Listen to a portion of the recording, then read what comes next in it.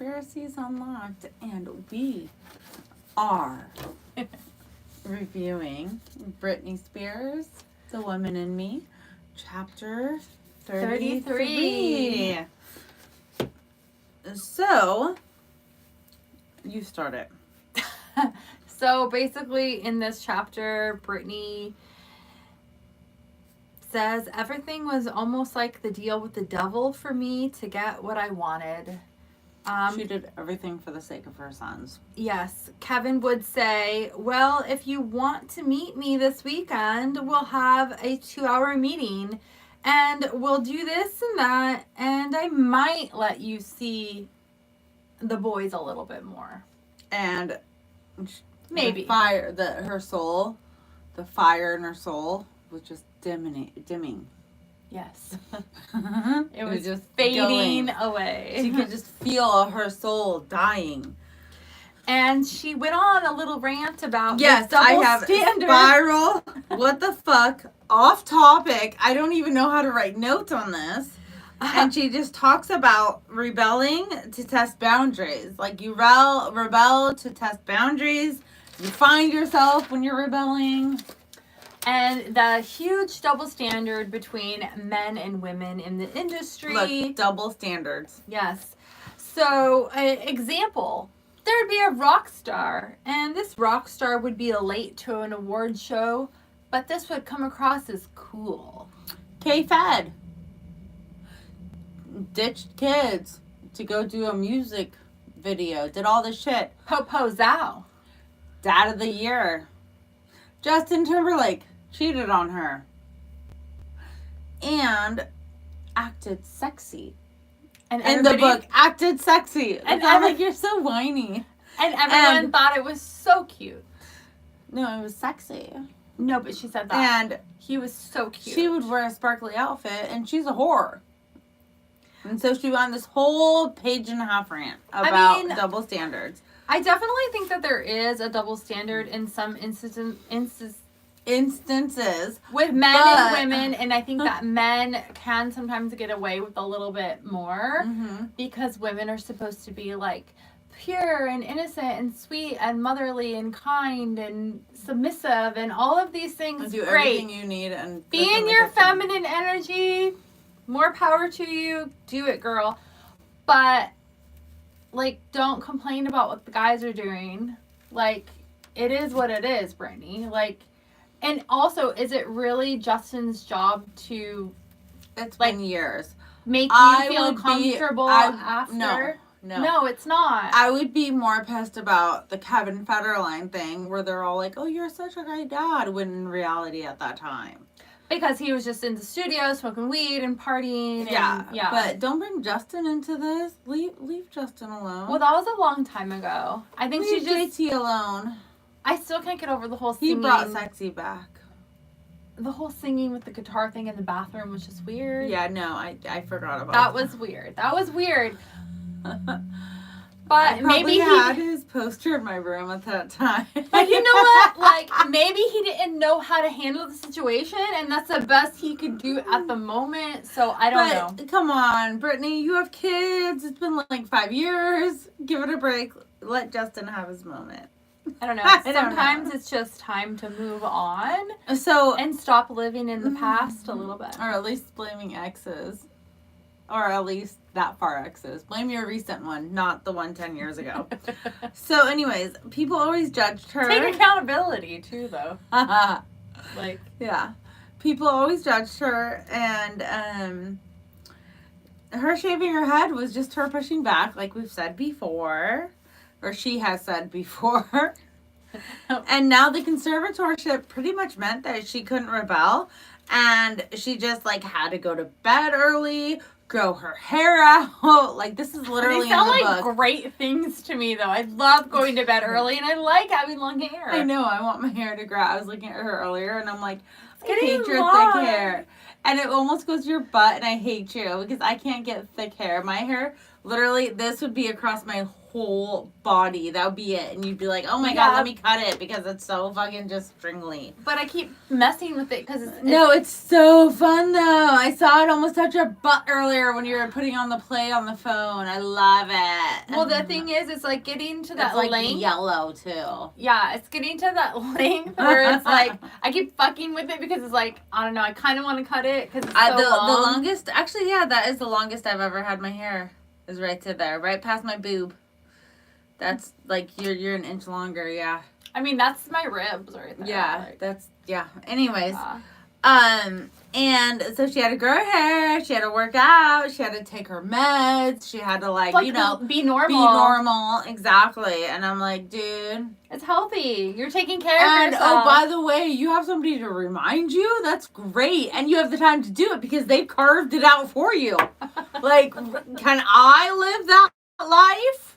You get to go to bed early. You get to watch TV at night because that's your escape. That's mine too, Brittany. But I have kids that I have to take care of all the time. Yeah, I think what it was is like, it was like a culture shock for her because she was always partying and she was always out, even though she contradicts herself and says she wasn't. And then now she has to like live this quote unquote monk life because that's what she calls it. I feel that. I had fun too. And then I had kids. Yeah. And it's time to grow up. Yeah. Shit happens. You have sex. And then you have a baby. First comes love. Then comes marriage. And sometimes not. But in your case it did. And then comes a baby. A baby carriage. Like, I'm confused. Were you not there for that song? Like, I don't understand. I had that song down when I was, like, in first grade. Right? Like, were you not there for that part? So. Oh, poor Brittany. She's confused. So anyways, her dad said that she looked fat, even though she was always working out.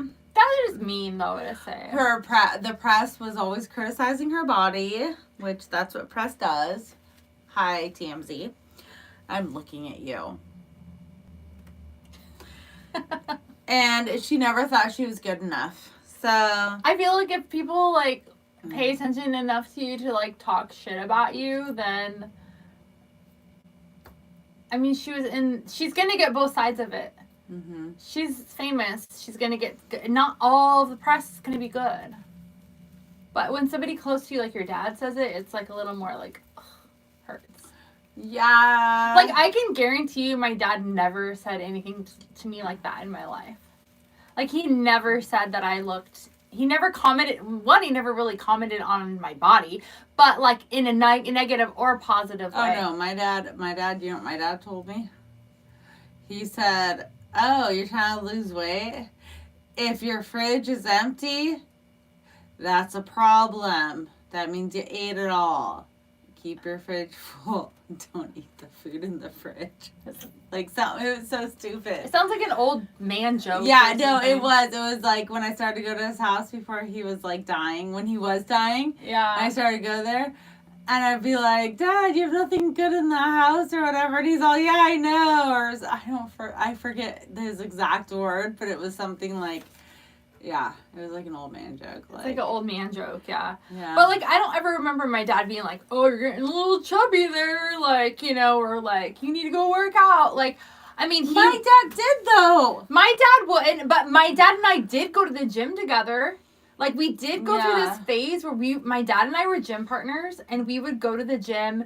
We had, like, a routine. We would go, like, every other day or whatever it was, and we would work out all the time. He would be like, "Are we going to the gym?" And I'd be like, "Yep." And then it was, like, our thing. But it was because we both just wanted to go and be, like, more healthy and exercise. But he never was like, "Oh, you need to hit the gym." Like, I don't know. My dad was like, "Oh, you gained weight." My mom was like, "So this was before I even barely had kids. Oh, you've gained weight." And my mom was like, "Shut the fuck up. What are you doing?" Yeah, no, my dad was very honest like that. But then my mom, on the flip side, was like, "You're 26 and you don't have anybody locked down. We want some grandchildren. Go out there. Oh my gosh. You better go find a husband. You better go find a husband. You're going to be an old maid.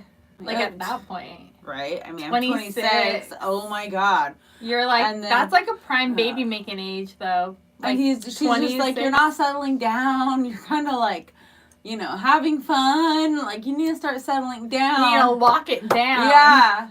And then that year I met Brad. You locked it down. You took It was Thomas' literally advice. that the day that she met Brad, she told me that. Oh, she liked him. Ugh, makes me sick. Anyways, love you, Brad. So, she actually kept resorting back to childhood. Yes. Just a childhood state. Trauma. I literally feel like I do that too. Like, you get that feel good. You want to... nostalgic? Yeah, you just want that good feel good. Like, you want to go curl up in bed and watch Saturday morning cartoons. You want to go have that bowl of cereal while you're watching that. You want to just do nothing and pretend you have no kids and no husband. Mine would be like, I want to play with the goats outside and chase the chickens. Yeah, like I want to go out and play in the field and not be scared that there's going to be snakes that are going to kill me, even though I hear them all rattling, right?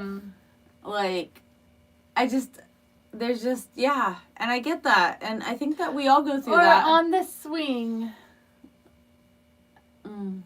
Right? Yeah, You had the swing. I have swings in my backyard, but still. No, but I mean like when you were a teenager, like the swing. Oh, the big swing? The big swing. That's nostalgic, yeah. right? You can't have those anymore. Yeah. Oh my gosh, yeah. So just, anyways, I think we all go back to a state of childlike just for reminiscence when you have macaroni and cheese. When you... Or a tire swing. We had a tire swing when I was a kid. My dad made us tire swings. Yeah. And he put like ropes in the trees and we would like swing on the ropes in the trees. That's the big swing that you're talking about then. In my childhood was that. No, but ours wasn't a swing like that. It didn't have wood on it. We would literally just like No, ours at one point it was a neighborhood swing. No, that's what I was thinking of. Yeah, mine. Yours. Like at one point it had like the handlebars of a bike, or one time it had like, anytime you went there it'd be different sometimes, like you had no idea, and then you climb up the tree that random people put up, like random, I don't even know, like planks of wood. Yeah, planks of wood, and then there'd be a random carpet. Why is there a random carpet that's like 5 by, like not even 5, like 2 by 2, and then you go up more and there'd be the next step, like I don't know who did it, like we just all lived in it. It was like the communal Garden Road house, like tree house. Yeah. It's nostalgic. Yeah. But you always try to get back to that. So like you'll watch these little kid movies. You'll eat the ice cream or eat, food, like is a nostalgia. And so Britney constantly goes back to it when she's in this book. Like, I went back to a childlike state, and I swear I do too. I think that's normal to kind of like try to go like, not try to go back to that, but just like an escape, a quick escape. Like, give me my tricks, my Lucky Charms, my Frosted Flakes. I don't care. Give me a big old thing of cereal on a Saturday morning, and do not talk to me, and I will watch my cartoon or whatever movie. I mean, and yeah, just fuck off.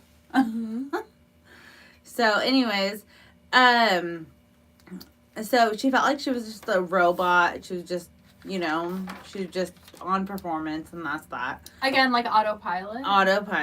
And she was actually jealous. She was talking about the male artist, how they can gamble their money away, they're druggies, they can have mental health issues, substance abuse, whatever.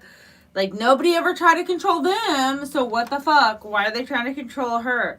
She won all sorts of albums for the, she won awards for the album that before and while she was quote unquote crazy.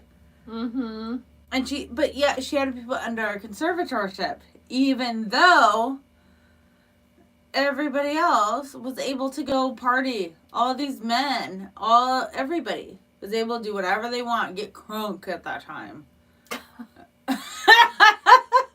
Yes, I'm that age. They got crunk? They got crunk. Crazy drunk.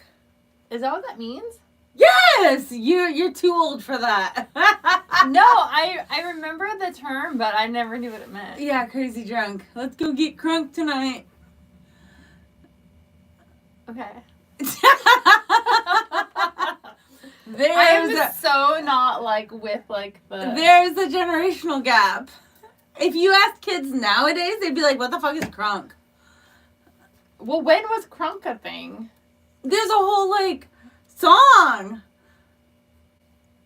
It was like 2008 to like 12, like crunk. Okay, yeah, I remember that time Crunk, period. crunk. I had little kids at that time. We still got crunk. You just didn't call it crunk. I'm trying to Google what. No, that's when we'd be drinking like wine with flies. So wine, not literally flies, but literally yes. Stop it. Just end this. Did we ever mention we were roommates once upon a time? Oh, we should have. Or not even roommates, housemate. Or is it housemate? Housemates. We're housemates. No, I lived below and she lived on top. In the same house. Oh my It was God. a true story. Yes. She had the downstairs. I had the upstairs. So look, it was We get would low, converge get on the low. stairs. It was 2002 with Lil Jon and East Side Boys. Get low, low, and they would talk about getting crunk. Get crunk with Lil Jon and East Spring Boys in 1997. You should know that one. Okay, so I definitely did not have kids in 97, and I definitely did not have kids in 2002. Yeah. It was all the thing. Like, yeah. Okay. Yeah, we getting crunk tonight. Like, I remember, but I just didn't remember like when that was. I remember. Yeah. What was I doing in 2002? I don't even know. Anyways. Yeah. I was probably at Reggae on the River. So, Yeah, I definitely was. guess what? At Reggae on the My River. next page is blank. You guys are lucky because that means we are all done with Chapter 33. 33. Yay! Don't forget to share, like, and subscribe, and watch us when we go live every Wednesday on Facebook and YouTube. Either or. YouTube is always in the afternoon because we're trying to get crunk with Britney. Woo! And we're always delirious at this time, so just don't listen to anything we say. Have a great night. And don't forget to like, share, subscribe, and email us at conspiraciesunlocked@gmail.com. Bye. Buy us a clicker. I know, we don't have We a need clicker. a clicker. Okay. I'm gonna get up. You gonna get crunk? I'm getting crunk. I'm Getting getting crunk. low. Getting low and crunk. Crunk and low. Okay, bye. Bye.